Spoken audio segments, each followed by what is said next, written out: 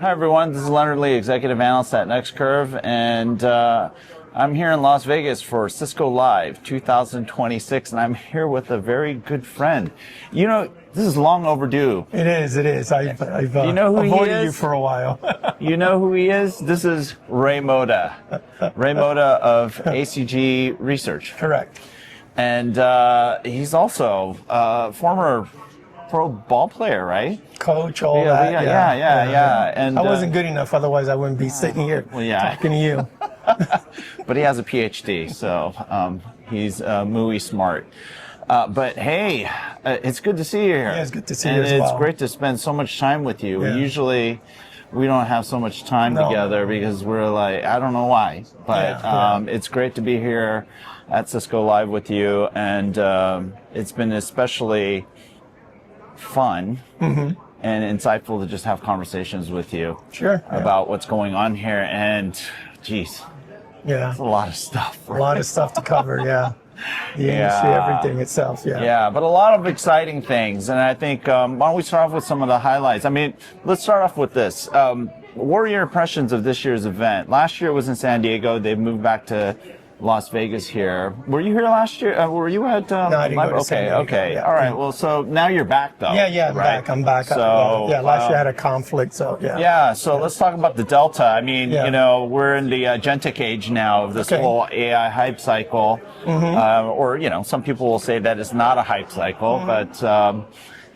Regardless, it's a cycle. But what's that big delta that you're seeing from a networking perspective or a network perspective, AI infrastructure, you know, the whole 9 yards that these guys are involved in now? I think there's a few parts to that. There's the Agentic part, which is a little different than the Agentic discussion itself, right? So from a networking perspective, we're in a situation, if you believe some of the projections and forecasts on the Agentic and AI impact on the network, right?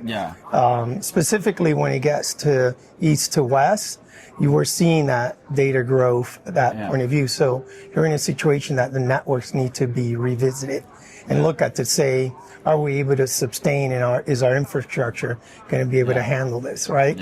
But north to south, we're not seeing that traffic as of today, right? So we're not seeing impact where there's a service provider or enterprise. There's lack on that visibility. But the east to west, tremendous opportunities for customers to revisit and saying, I need to consider, you know, to make sure that this doesn't become a hindrance for my performance on the network. Right now, on the Agentic side, there's different angles, as you know. I could be pretty direct on there. There's parts where there's some good, there's some parts concerning. I think there needs to be some clarity on the Agentic AI. And what I mean by that is you have to define what you're using Agentic AI for, right? And I think the problem that I see in many cases with a lot of customers is they're talking to me and you about Agentic AI.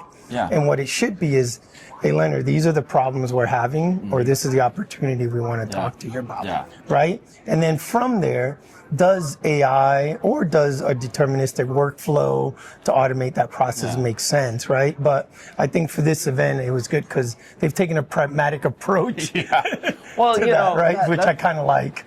I do like that, you know, and it may not be so apparent because, you know, G2 Patel, who is the Chief Product Officer and President of Cisco. I mean, he's all in on AI. There's no question about it. In fact, if I characterized him any other way, he'd probably, you know, jump over here and go, no. But there is a very practical thread.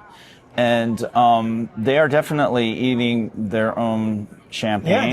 They are. Drinking their own Kool-Aid and doing I mean, I even told them last night, it's like, hey, you guys are doing some serious FA and FOing with AI. But one of the interesting observations that I've made, and I got a sense of it at RSAC earlier this year, but there's this like virtuous cycle happening within Cisco because they're leaning in so aggressively with AI broadly speaking, generative AI sure. specifically, as well as now with Agentic, in infusing this stuff into their products. Sure. They're learning what are the challenges, and my sense is this. And there's evidence of this as well. Is they're starting to understand what the gaps are. So they're very quick to gap fill, especially on the security side of their business, where they're doing a very good job of early detection of what do you need in order to get to safe AI. Right. And there's still, I mean, I have to qualify that there are still very large gaps. Yeah. A lot of this stuff is still early. Right. The frameworks are still forming. Yeah. They're nascent. But it's essential for vendors out there, including and obviously Cisco, to have a blueprint for what the safe stuff looks like. And, right. I've been pretty impressed. I had a chance to talk to Raj Chopra about their security blueprint, and it goes beyond the network. Right.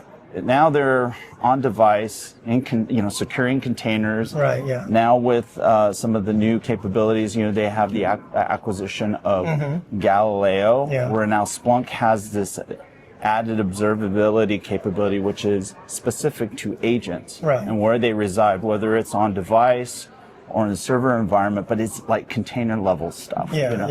So these are like forward thinking capability acquisitions as well as build out and scaffolding, and I think that's is pretty impressive. I mean, I have to say that objectively. I think when you look at security, at least when I look at security, I always look to say security is as strong as your weakest link. Absolutely. Right. So they're doing a good job of creating this umbrella, with cloud control and all that to say, in order to be able to understand security from a vulnerability perspective, we need to be able to look at the end-to-end of what I call the flow of the packet. What is the flow of the packet, and where do we have gaps, and how do we address it from that perspective? And I think overall, from the announcement, I think it's good from that side of it. I do think there's some parts still, this is what I meant, that they're being practical to say, we don't have all the answers yet, right? But this is the first step in the direction where it needs to go to from that side of it there. And even though there was like a heavy layering of AI and Agentic on top of the Cisco Cloud Control, which I think is like a really important reintroduction of the platform discussion. That's sort of a, hey, this is what's next, provided you get the foundational stuff right. And I think this whole idea of tightly integrated but loosely coupled is an important concept, and that defines Cisco's platform strategy, right? And there's this also, I don't know, sort of a counterintuitive, seems like element of open. They're like all about open, and trying to make. Well, I mean, they showed a little bit of that, meaning that if you look at part of the presentation for it, they were saying this is the features from a security, but then they said, here's the partners that we've onboarded. So that's not fully open the way, but somewhat open to say these are the partners that can integrate into cloud control right away. So I think that part was good, right? I think the part that I think is going to be potentially the next steps into it is to identify, to say, these are partners, but what do they cover? What do they implement, and what is the onboarding process? Is it just that they connect to it, or how do they play in that event correlation and the troubleshooting side of it from that side of it, right? And I think the other next part is to say, because you have cloud control, right, they need to take a step back, because you need to make sure, Leonard, right, that in this case, we don't forget business fundamentals, right? Just because we're putting AI, the next step is going to be whether Cisco or one of their partners to say, we need to put a level of governance for that, because you have these partners coming in. Now you might have multiple agents. going in there. And what I mean by governance is you have this concept of what I call conflict of intent, right? And conflict of intent is agentic AI. Let's say you're an agent, I'm an agent. We have to do a policy there, but my intent is different than your intent. What is the governance to address that? Or it might be there's a human that has an intent on a function, whatever it is, right? And it's competing with an agent for that, right? What is so these governance are going to need to be put in place for that piece, for this to be able to scale. Otherwise, things are going to get out of. So I think this is the first step, right? And this is where the direction, the future is going to be going in and stuff. Well, like that. You know, actually, we didn't hear too much, or we haven't. This whole idea of policy conflict and collision, right? It has been there. It's just we haven't heard it so much lately. Right. Well, because we're all excited about AI. And but that goes, you know, that's like more almost at an orchestration level, because you can have policies set. The thing is at any given time, is there a collision in how different agents are making decisions, and then maybe collectively creating problems versus you know, working toward optimization or meeting an objective. So that's a great point. Now, like one big theme is this whole Mythos, post-Mythos era talk. You know, well, I asked Tom like a tough question. A huge part of their talk track this year. Actually, a really big topic, right? And so, what are some of your thoughts there, or takeaways from what they presented? Well, I trust Tom a lot. I mean, he's been in the industry from a security, very credible, Tom Gillis. I know. I'm just right. Okay. Oh, for the audience. So Tom, I know from the VMware days and stuff like that. Really brilliant. But the question I asked is, and it was a very serious. I wasn't trying to be, you know, like hard or anything. Is to say, we trust you because of your expertise in security, right? But what we don't know enough, and we need validation, is how much of this Mythos thing is real versus some marketing hype from that, because as analysts, we tend to be a little skeptical. And coincidence, we rarely believe in coincidence. I don't know if you are that way, right? So we're like, there's a lot of coincidence going on, Leonard. We got an IPO coming up. We've got this. So my skeptical mind goes, I need to ask some people outside of Anthropic and other stuff to say, you're the expert. How much? And it was interesting because he's like, Ray, it's real. In this, which kind of scared me even more, right? Because like if I was a former, you know, I was former CTO, but if I'm a CIO now, I'm like, do I have to rewrite every code, upgrade all the software? You know what I mean? I would be losing sleep based on what he was saying about the vulnerabilities and exposure of it. I mean, so. It was that to me was enlightening because I trust his feedback, but I'm still a little skeptical because I'm an analyst. But you know, so here's my take that this problem is a pre-Mythos issue. I think even though the Mythos model is compelling in certain ways, the technique for discovering vulnerabilities from a threat actor's perspective is not a it's been there. You know, this whole idea of creating harnesses to automate, let's say, you know, vulnerability discovery or what have you.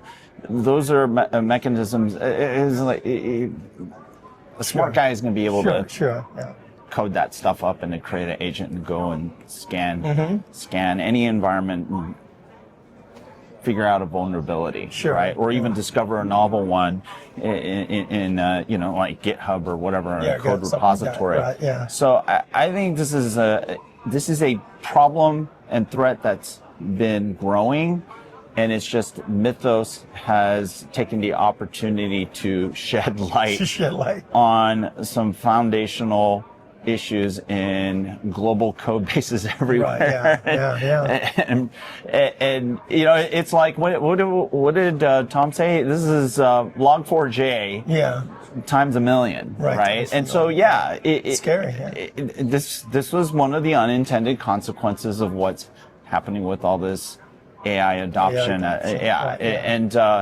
And inevitably, the threat actors are going to leverage the same tools. And I think that's really the point. And unfortunately, this is going to be the new reality. I don't think there's any, my personal view based on my research, this is more real than anything else. Right, yeah. And so, yeah, I think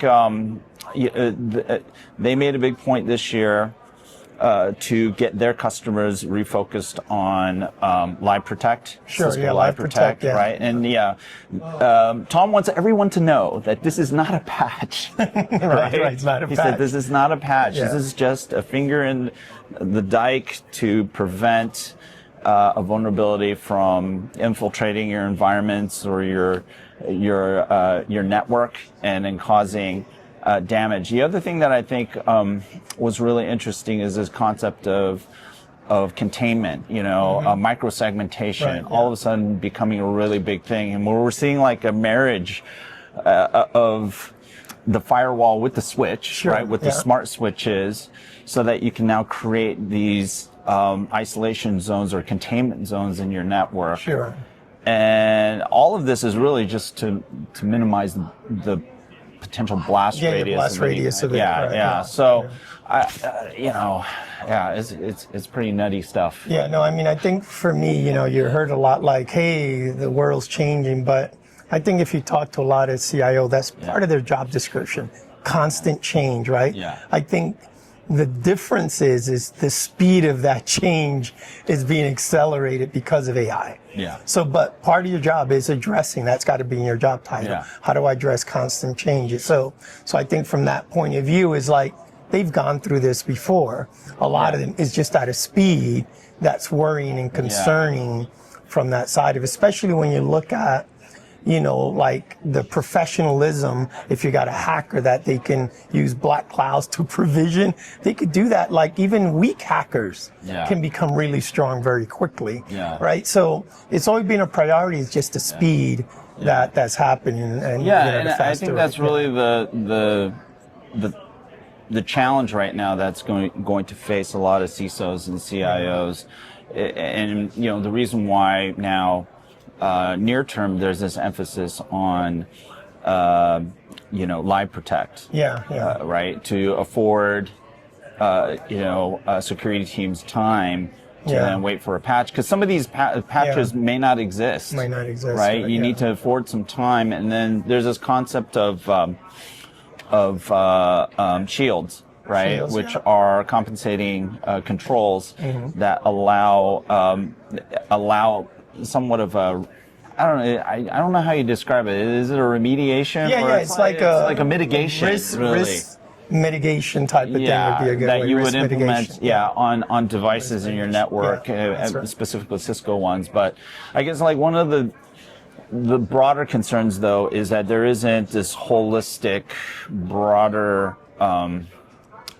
treatment of the issues that are coming, right? Because most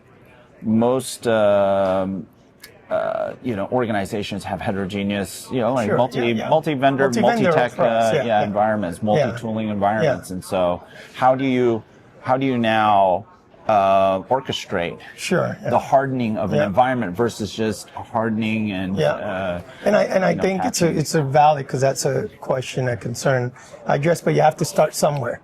You have to start somewhere. So there's going to be air gaps and some holes in certain areas, but it's better than the alternative, right? Than what you have now, right? So you have to start somewhere, but and that's what I said about the pragmatic. It's to say, no, we don't have it covered here, but whether you do correlation to be able to do that, you're right. There's these multi-vendor environment that you may not be able to get the right correlation at this point, but it's the set in the right direction to get there.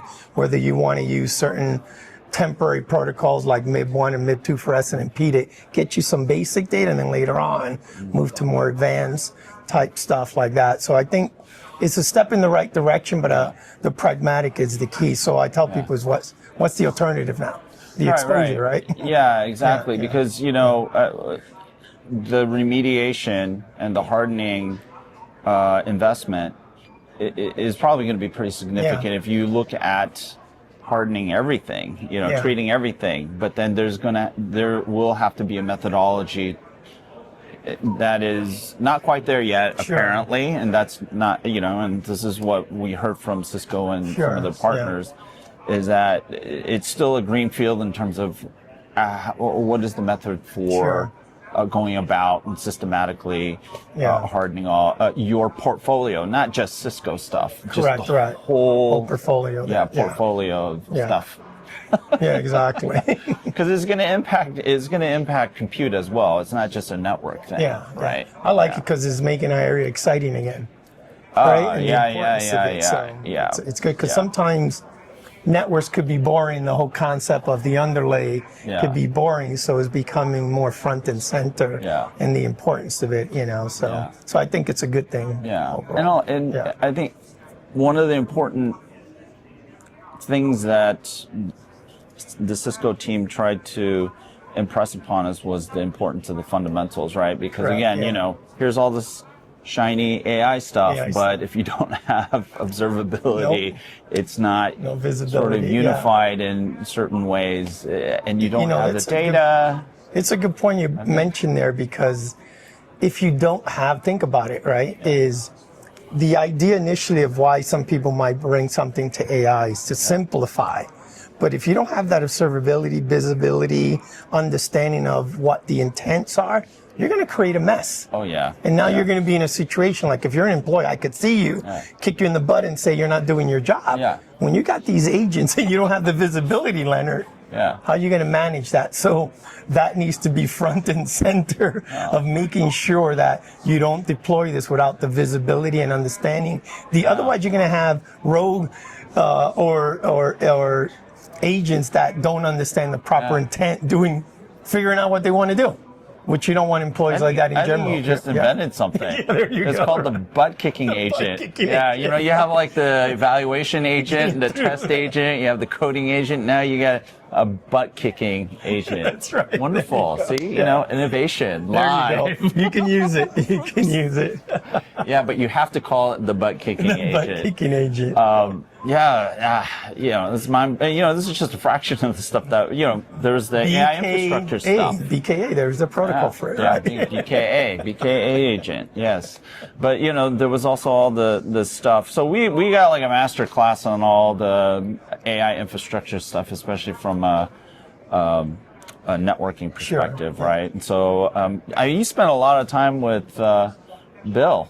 Yes, right? Bill, that's something that a lot of people aren't talking enough about, that I think it's worth, because if you look at and Bill, he's talking about Bill Gartner, who's, the GM of the whole optical business, SVP. He's the coolest guy, by the way. Bill, you're cool. And what I like about Bill is optical is complex. And Bill does a really good job of simplifying the complexity on a very complex topic, right? Because I know when I was a former CTO, I would go to my CEO, sorry, it's complex, right? And when I didn't want to talk to him, I would say, sorry, it's a complex algorithm, and I walked away, right? But Bill's got the patience and the expertise to be able to simplify something to that level. And I think if you look at part of their business, and the part he talked about is the Acacia side of it, right? The whole optical system and the whole optical like components and piece of that. So those three parts of their business, right? And I think if you look at the success they've had, I think it was like 40K, I think, what was it? Like 400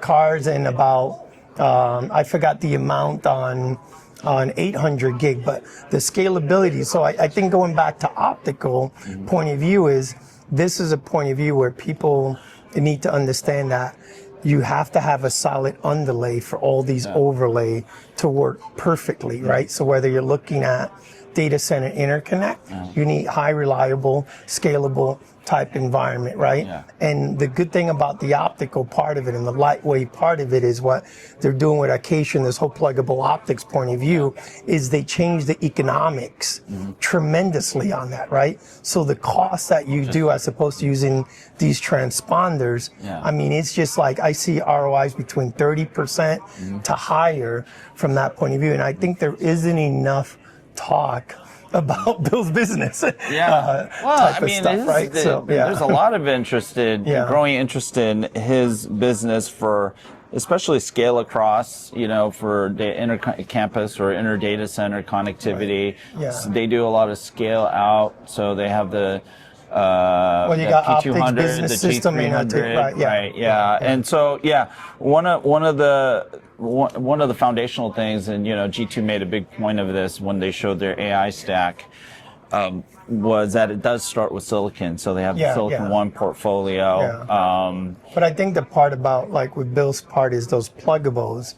Yeah. They're open. So there's competitors that actually plug it in to their other. I mean, it's truly open from that point of view. And in some cases, competitors are using the Cisco pluggable than their own pluggable. So that's when you know it's something truly open, where you could just plug it in from that side of it. And so I think that adds that flexibility, and this is why they're getting so much success in that area and growth in that. And I think it's going to continue to grow once we start moving in more where AI starts to scale. You need to look to make sure to say, do we have the right architecture so that we don't affect business continuity, so that you change the mindset of the network to be an asset, not a liability. And when you don't think of Bill's business unit, this becomes a liability. When you think about it in the planning for scalability, it becomes an asset for you to be able to go further with it there. And one of the things that he touched upon when we were in the actually it was the meeting with Kirk and Rakesh. Right? Rakesh, about the No, it's now I'm thinking about the Silicon One programmability, but it has a bearing on all the optical, because Bill's stuff runs on Silicon One. And I think one thing with Rakesh meeting that was important is because one of the key questions I asked is regarding a unified a fabric versus kind of like diversity on the chip. And he says we're really honestly diverse. We use the term of Silicon One. We have the E, the P, the G now and stuff. So I'm like, you know what? He's actually got a good point. Sometimes we fall into it thinking Silicon One is just one part of it, because what I mean by diversity is you have to design different things for a DCI versus a P router versus a PE router, and then as you start getting into, let's say an AI data center, right? There's all these levels from the data center to connect to the front end network, right? Then depending on how you want to create the fabric, you have a GPU layer, a compute layer, a storage layer, and then you've got the back-end networks, right? All those things need to be considered for that part of the network, not just GPUs. Right? It's more than GPUs, right? And then Kevin Wallenweber talked about, like, listen, these are all the layers that we have on top of it. We got observability, we've got security, we got Kubernetes, we got an area for ISV's application layer. So I think they did a good job of saying this is what the stack, and GPU is just a piece of that part of it, right? And and the programmability aspect of it, I thought. And I have to check on Bill's numbers, because it was pretty impressive what the publics are. For that, I'll send you the numbers. I wrote them down somewhere. All right. See, this is where you need notes. Right. Yeah. Exactly. You're right. Yeah. But that's cool. Just say big number. Big number. Big number. It's a big number. Big number. Yeah. But the programmability thing, so last year I had a chat with Martin Lund, and we were talking about because they had just introduced, I think it was like the P200. And he had it in his pocket. He's showing it to me. He's talking about programmability, and I don't think I quite got it. I didn't get it at the time, but I got it this time. Oh, good, And it's really interesting because it is kind of a differentiator for them in the hyperscaler market. And that, I mean, that's, if you look at some of the routing and stuff like that, at least this quarter, it was their highest scale. They sold a lot of routers to hyperscale, and the programmability using P4 or something like that. Because, sometimes you say open, but you have to look whether you're saying, here's a control plane, right? Or here's a management plane. Here's a control plane, and here's a data plane. So when you say open and programmable, which of those layers do I have programmability? And in some cases, some people limit it and they use that, right? So in this case, what he talked about is we can get all the way to P4 programming, all the way to all those layers to the data plane as well, which that's why the hyperscalers are able to tweak to optimize and do those type of things for that side of it there. Yeah, and then I think, you know, one of the topics I explored with the Silicon One team was, you know, what kind of impact can it have on like the longevity of network equipment that's based on that, because the equipment is more extensible. And so how does that support the longevity of that equipment, especially considering the shifting requirements that we see a lot of the hyperscalers exhibit in their designs, right? And their requirements, right? Because many of them have their own, they have their own roadmap for their models. They're developing their own models. They're not taking open weight models and, you know, trying to build a business off of that, right?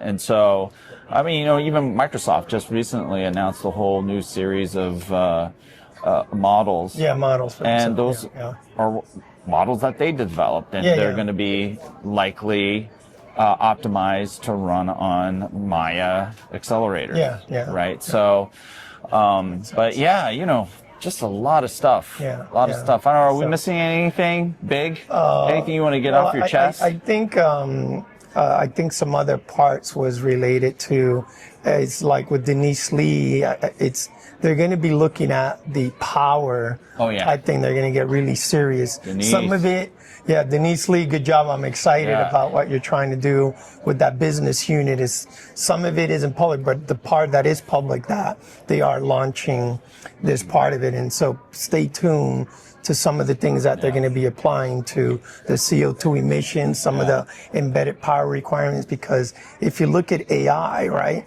it used to be that the power requirements was the 10th item you talk about. Now it's like number 2 and number 3. In some cases, number 1. You know what I mean? So I think some of the part that they're looking to address there, all the way to the cabling to extend it, the, you know, like a PoE type requirement, it's going to be impressive coming down the line there. And then, you know, it's going to be a new dimension to data center design, because most folks up to this point have been thinking sort of in a homogeneous, you know, they've assumed a homogeneous roadmap for what AI data centers are going to look like. Now, with inference and agentic AI, the systems look very different, but then also the architectures, the power requirements, the densities that you're working with are changing. And so how does that impact facility design, the cooling, the power? It's going to be another area that people are going to start to, you know, delve. I think the other big part, as you were talking, just came back, is the whole Cisco IQ part of it with Liz Conti. We got to give her blame Liz. A little bit. Right. So I think that was another big part of the announcement in there, to bring that level of intelligence to simplify it and simplify the customer experience. The whole customer experience on that side of it. So and it's all tied together. It's interesting. You know, it's all like kind of built on the platform framework that Cisco Cloud Control provides, right? Because there are just so many hooks off of that. And Cisco IQ. And it's just mentioned Cisco IQ.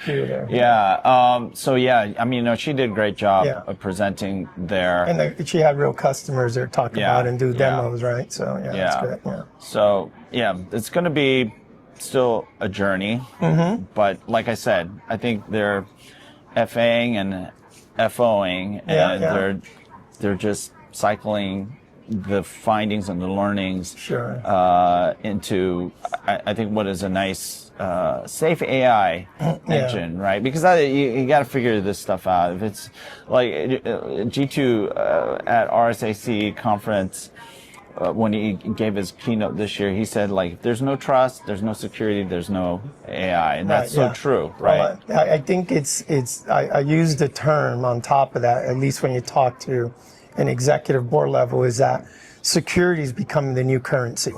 Yeah. Right. Security, and we need to think of it that way. It's becoming the new currency type of thing. Right? Well, I would say trust. Right. Yeah. Trust, and that's been a big theme here. And the thing is, you start with trust, you secure around, so trust is the new currency. And it's trust is the new currency because you can secure fake stuff, right? But if you can't trust the content, you can't trust people, you can't trust identities, then it doesn't matter that it's secured, right? Doesn't matter, right? Yeah, exactly. Yeah. Yeah, and let me think. And speaking of that, they're really moving. I think they are moving beyond just a network. One of the big announcements that they made, at RSAC conference was Defense Claw. And so, I made an argument when Nemo Claw was first announced at GTC earlier this year. There was a claim, we're at enterprise grade, and I was like, no, we're not. No way. It's important to emphasize Cisco's role in making the enterprise grade work, because Defense Claw is in collaboration with NVIDIA, and they're playing a very integral role in making agentic AI on device safe, right? And enterprise grade. And they also are looking full life cycle. So they have code defense, which is allows you to evaluate the safety of code, quality of code before you commit. You know, and so there are all these tools that they're bringing to the table to instill safety into agentic, but then also Gen AI. So it's impressive to see this, but obviously this is coming from learnings that they have, and it's evident when you talk to their leadership as well as their technical leaders, right? Exactly. So it's pretty cool. Yeah. I think for me, it's we can talk all we want about our observation, but was talking to some of the customers. So I was able to spend some time with some NeoCloud, a few SPs, and then a bunch of enterprises. They don't know what the analyst is, so I hide the badge type of thing, but asking them simple questions. Does this story resonate? What gaps are on the story? Is Cisco on the right track? Does this potentially address your problem, right? And I think hearing from a customer that's actually writing the checks for this, I heard constant feedback, like to say, yes, this is a priority for us. Yes, this is heading in the right direction, point of view. So to me, that resonated more than it became a reality check than me and you being in a soapbox talking about what we think the problems are. These are real customers here. So I like coming to these events to get their feedback. Well, speaking of customers, that people are. Because we do telco, right? People in the audience are probably curious about AI Grid. AI Grid. Exactly. So that was pretty good there, because for that side of it, I mean, for those that are Masum, right? But I think for the AI Grid, it's an important, and for those, what it can do is in many cases, a lot of even in enterprise, you see AI coming in as more of a cost optimization point of view. So what they're doing with some of the pilots with AT&T and Cisco is creating an AI edge solution, right? That's a revenue generator. So from that case, it kind of could potentially change the economics. So it's a win for the end customer using it, because it solves a real problem that they have for that case, and they just need to continue to develop more use cases. But it solves an issue for the service provider to say, we're not going to make money in GPU as a service, but these AI Grid type solution allows us to play well in that side of it, and it's good for Cisco to bring that innovation. So I think that part I'm excited about, talking to more service providers and developing a framework to say, what is the TAM? What are the vertical applications that require that low latency, and then what is the business outcome and economics to validate the investment, right? Yeah. So, And, I mean, my take was this is still early, modest, practical. And they were practical about it, right? Yeah, very practical. But more importantly, I think some of the technical learnings as they go through this exercise of figuring out, well, number one, what is AI grid, and what would it actually look like in a sensible way, right? In terms of like compute placement and all that. Early days, and I think there's still a lot more question marks around that. But I think again, they're exploring use cases, and they're learning.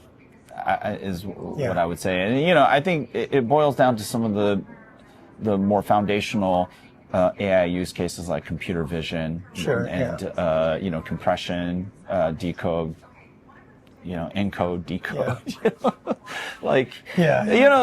Actually simple stuff that's really, really valuable. It's just boring, and somebody needs to do the boring work. Yeah. Right? Well, I mean, like I do a lot of sports. Well, coaches do that. As you know, I coach.